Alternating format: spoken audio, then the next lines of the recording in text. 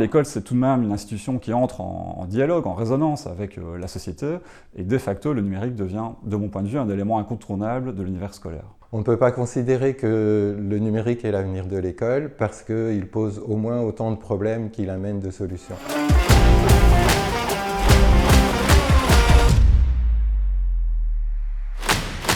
Bonjour, je m'appelle Mathieu Perrin, je participe activement au mouvement positif Il fera beau demain. Aujourd'hui, le débat concerne l'enseignement et le numérique. En gros, faut-il faire rentrer réellement le numérique à l'école? La crise sanitaire a complètement modifié l'organisation dans les écoles. Elle nous a forcés à faire de l'enseignement en alternance. Du travail en présentiel en petite classe et du travail en autonomie à distance. Et si on profitait de cette crise pour basculer une partie de l'enseignement dans le numérique? Ce serait pas une révolution? Face à face, aujourd'hui, deux experts, deux visions différentes. D'un côté, Emmanuel Chapeau, doctorant à l'Université de Liège. Il est également prof dans une école de pédagogie active. Vous verrez, il est plutôt pour. De l'autre côté, Pierre Waube, il est également enseignant et il est militant au CGE. Il est plutôt contre. On ne peut pas considérer que le numérique est l'avenir de l'école parce qu'il pose au moins autant de problèmes qu'il amène de solutions. Le premier de ces problèmes, c'est la question du coût. Il s'agit non seulement de problèmes de matériel, mais aussi des problèmes de réseau, des problèmes qui sont liés à des logiciels à implanter et à renouveler. L'obsolescence du matériel informatique est assez rapide. Quand on parle du numérique à l'école, il faut un petit peu savoir de quoi on parle. C'est-à-dire que si on parle vraiment, par exemple, de la maîtrise des outils, c'est-à-dire qu'on partirait du principe qu'il faut équiper massivement les écoles avec des outils numériques, je pense que ce postulat-là, malheureusement, il repose sur l'idée que les élèves sont des digital natives et que donc, fatalement, ils savent s'en servir. Or, on constate que ce n'est pas le cas. Il y a beaucoup d'inégalités par rapport à la maîtrise des différents outils numériques qui sont actuellement installés dans les écoles.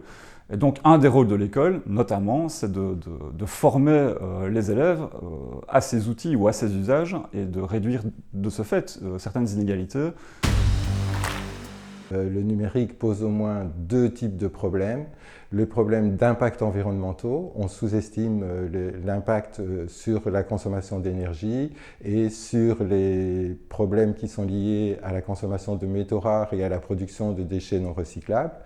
C'est aussi un problème du point de vue sanitaire. On a longtemps montré que les jeunes ne devaient pas passer trop de temps devant les écrans. Or, on va rajouter des écrans dans la vie des jeunes. On sait que les élèves ont des pratiques récréatives qui sont hautement influencées ou conditionnées par l'usage d'outils numériques et la fréquentation aussi de certains sites numériques. Et je pense que l'école doit en parler. Pourquoi? Parce qu'ils ne sont pas en capacité, en fin de compte, d'avoir un regard critique par rapport à leurs usages. Et me semble-t-il, c'est le rôle de l'école de prendre en charge ces pratiques pour à la fois les questionner, les interroger et amener les élèves à développer un esprit critique. C'est aussi son rôle. Et c'est pour ça que l'école numérique ne peut pas être simplement une école dans laquelle on installe en fin de compte du matériel, ça doit aussi être une école qui est capable de penser le numérique, et notamment le numérique tel qu'il est pratiqué, envisagé par les élèves.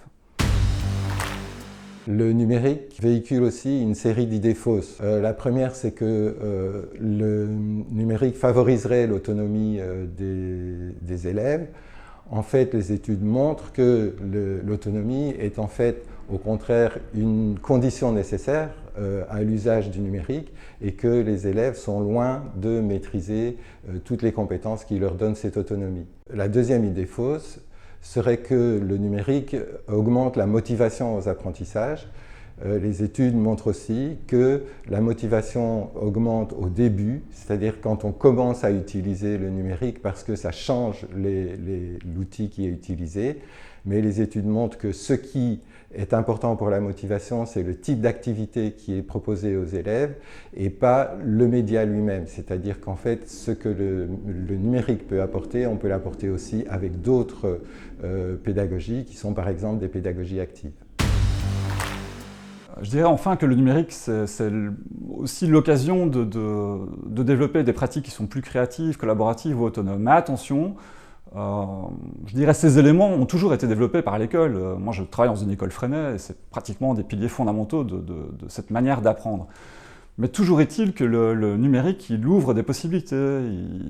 Si on prend simplement l'exemple de l'apprentissage du cinéma en classe, De mon temps, on avait intégré le fait qu'on n'en ferait jamais. On n'en ferait jamais parce que c'était pas possible, le matériel n'était pas là. À l'heure actuelle, c'est vrai qu'on peut non seulement entrevoir ce qu'est le cinéma, son langage, ses modes de diffusion, mais en plus ces élèves sont en capacité, grâce à des outils très simples, de produire des documents, de non seulement les produire, mais de les diffuser. On voit en fin de compte que des usages scolaires peuvent être projetés dans la sphère réelle, je dirais, dans le monde extérieur, et que c'est aussi une source d'apprentissage très importante pour les élèves. En disant que le numérique est l'avenir de l'école, on pose la question à l'envers. Les problèmes qui se posent aujourd'hui à l'école sont des problèmes d'équité et d'efficacité, c'est-à-dire des problèmes pédagogiques d'abord. En prenant le problème par le numérique, on néglige souvent les aspects pédagogiques. Or, c'est dans la mesure où il s'insère correctement dans des dispositifs et des activités proposées par l'enseignant que le numérique est intéressant, et pas le numérique qui vient contraindre les activités pédagogiques et les dispositifs mis en place par les enseignants.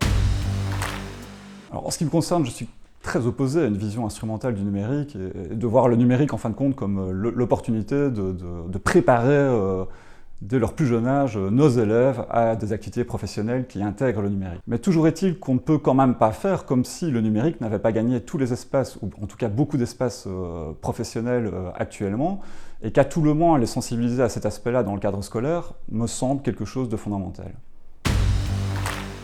Le numérique n'est sûrement pas une solution pour l'école quand il favorise l'école à distance. C'est-à-dire qu'en fait, en renvoyant les enfants dans leur domicile pour des apprentissages, il augmente les inégalités considérablement, vu les grandes inégalités qui existent au niveau des domiciles, ne fût-ce qu'au niveau des conditions matérielles de travail, mais aussi renvoyer le travail d'apprentissage à la maison, c'est renvoyer aux parents la responsabilité des apprentissages, et on sait que les parents ne sont pas tous égaux de ce point de vue-là.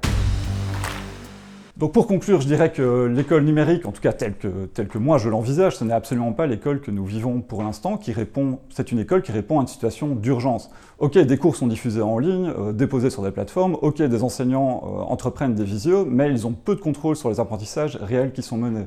Et c'est du reste, à mon sens, le vrai enjeu du numérique. Est-ce qu'il aide vraiment à apprendre? Est-ce que quand on introduit des outils numériques dans une école, est-ce que les élèves sont motivés par l'outil ou est-ce qu'ils sont motivés par l'apprentissage? Et je pense que là, c'est une vraie question à se poser et que si on veut avancer dans ce débat, il faudra sans doute ne pas tirer de conclusions trop précipitées, trop hâtives à la suite de l'expérience que nous menons pour l'instant, et qu'il faudra poser le débat en des termes beaucoup plus éducatifs par rapport au numérique, c'est-à-dire un débat qui articule d'une manière cohérente à la fois des enjeux de maîtrise des outils, mais aussi des enjeux de compréhension et d'émancipation de l'élève par rapport à la société numérique qu'il va bientôt intégrer.